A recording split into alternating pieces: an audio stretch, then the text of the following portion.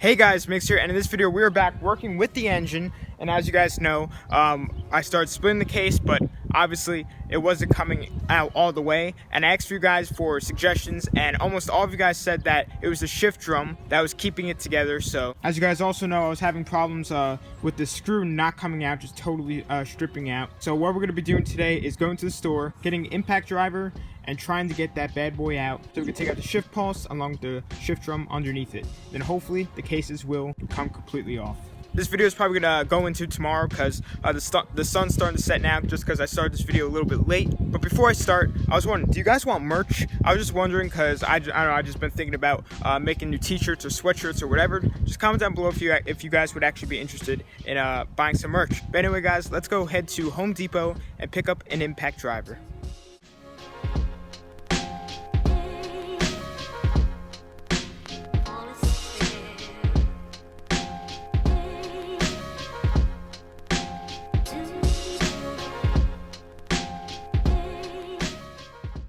So guys, we just got back from Home Depot, and then we also went to Brinkman.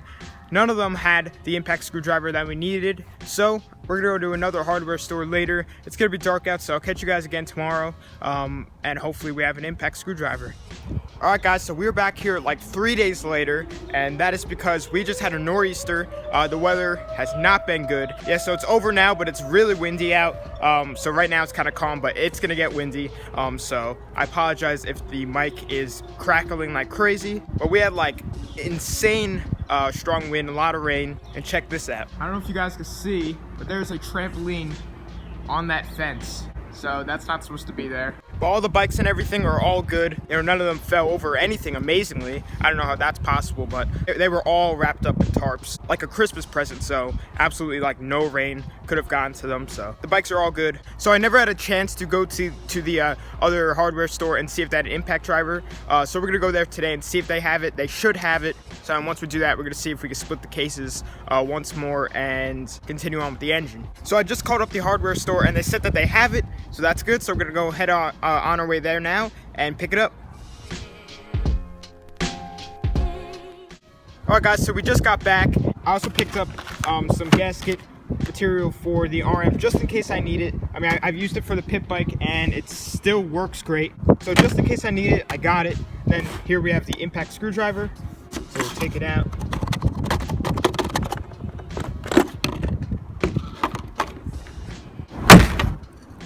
So here it is.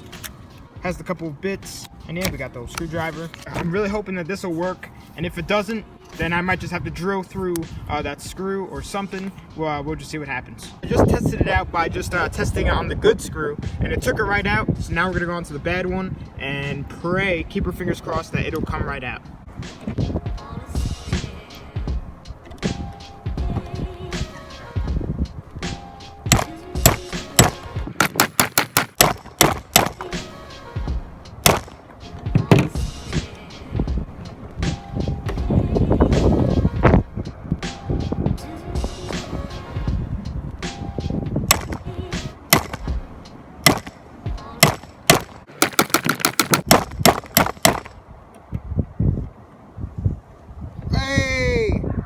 It worked! Nice!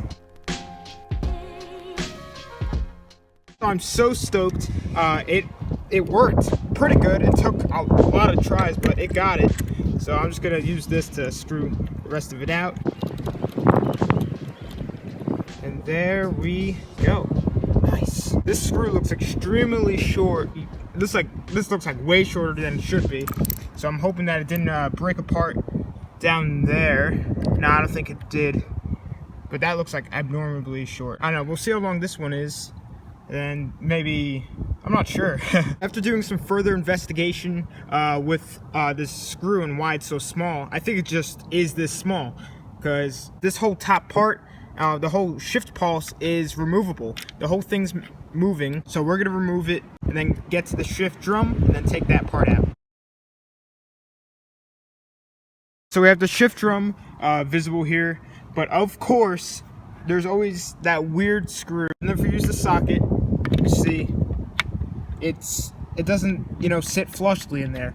And then if I go one size up, it's too big. And either for metric or standard. There's one that's too small, and the next size up, it's too big. So, of course, always that one screw. So I don't want to push it with something that's too small, because then it will just ruin it like I did with the last screw. So I'm pretty sure that this shouldn't be really a hex head, that it should just be pretty much what it is, just with no hex head, and then there should be a nut on the bottom of this.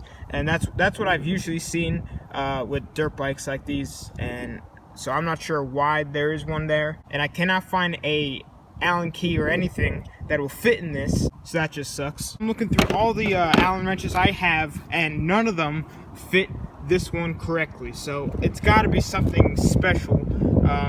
Maybe there's a special tool that you need, or a special size made just for like these Japanese bikes. So that could be the problem. So that kind of annoys me that I can't find a Allen wrench that will fit that. And I can already hear the comments of saying that I'm dragging this on. If that was off, then I would think that the cases would split in half completely. But of course, there's always that one screw. I always say that, and I wanna not say that anymore, because I just want this dirt bike to be done. I want to ride it, but I can already hear the comments saying that I'm dragging this on. I'm not. I'm learning. So once I learn, I'm gonna have all the tools, so that in future times when we do rebuilds and stuff, I'm gonna have all the tools I need. I'm gonna have all the experience I need. So I'm learning from this first engine, because this is the first time I'm rebuilding an actual engine completely. So comment down below if there's a specific tool that I need to take off that screw. And next time you see this engine, the cases should be pretty much completely split in half, because I want this thing to be done, and I know that you guys want to see this engine rebuilt.